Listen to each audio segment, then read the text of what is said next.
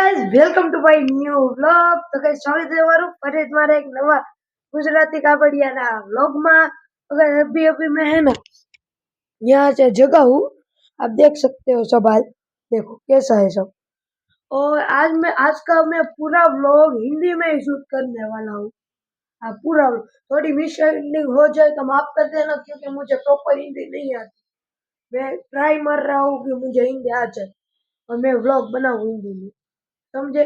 और अभी संडे है ना, रविवार, मतलब कितने बजे देखो 9:15 में कुछ देर ही बाकी है। तो अब हम ब्रश कर लेते हैं जल्दी से फटाफट। तो चलो मैं ब्रश ले लीधो છે, તો હવે આપણે બ્રશ કરીએ જલ્દીથી। तो चलो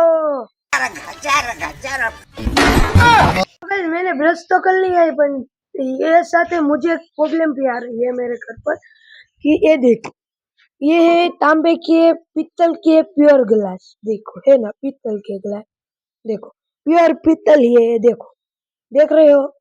ये दोनों ग्लास मेरे पापा अभी ही लाए थे 2 दिन पहले, देखो है ना। अभी स्टिकर भी उखेड़ा नहीं है, देखो।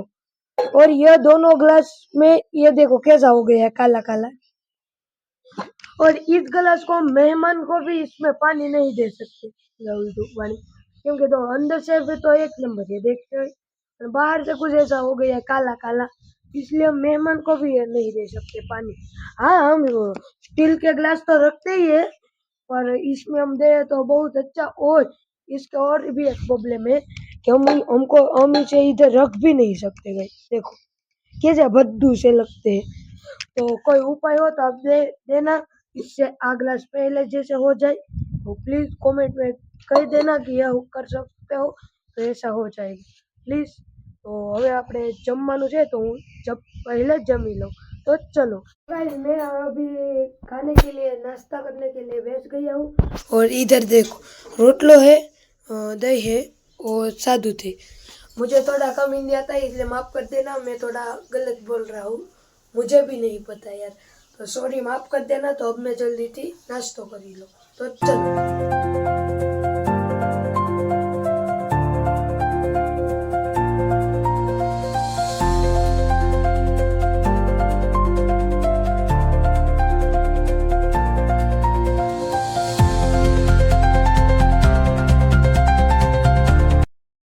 અત્યારમાં આપણે નાસ્તો કરી લીધો છે કમ્પ્લીટ, મજા પડી ગઈ છે મિત્રો। તો હવે હું તમને દેખાડું અમારા ગામડાની એક સરસ મજાની વાત। તો મિત્રો એટલા ઢાળિયામાં ઈસ ઢાળી, તો કઈ હિન્દી મારાથી નહીં બોલાય, હવે થોડીક મિસ્ટેક પડી જાય છે, હવે ગુજરાતીમાં જ વ્લોગ ચાલુ કરું છું। તો કઈ એટલા ઢાળિયામાં છે ને, જોવો તમે, એટલા ઢાળિયામાં માલ નતા સમાતા, તમે જોઈ શકો છો, ફૂલ થઈ ગયું છે ઢાળી, તે માટે મેં આ બનાવી નાખ્યું છે, જોવો।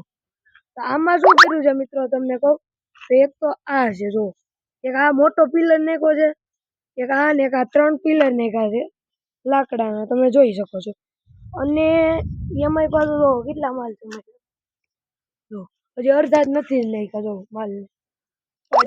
અને અહીંયા 1 કિલો, 1 કિલો અહીંયા, 1 કિલો ત્યાં, એવા 4 ખીલા છે, ઓલે પણ લઈને અહીંયા લગીના 4। અને તેની ઉપર આવડો કાર્પેટ નાખ્યો અહીંયા લગી, જો એટલી સ્પેસ છે ખાલી મિત્રો।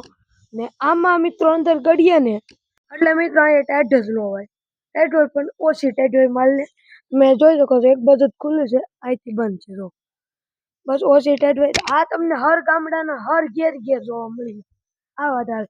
અને આની ગમેણી જોવો મિત્રો, તમે જો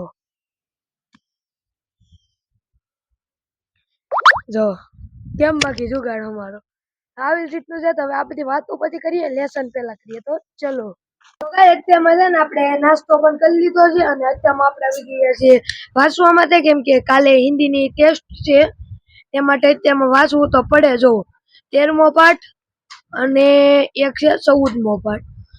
તો મારે સોમવારે 13 અને 14 ટેસ્ટ છે, મતલબ કાલે, તો હું જલ્દી વાંચી લઉં। હવે મળીએ આપણે બીજા વ્લોગમાં। આ વ્લોગ કેવો લાગ્યો જરા કોમેન્ટમાં કહેતા રહેજો, સબસ્ક્રાઇબ કરવાનું ભૂલતા નહીં। જય શ્રી રામ, જય દ્વારકા।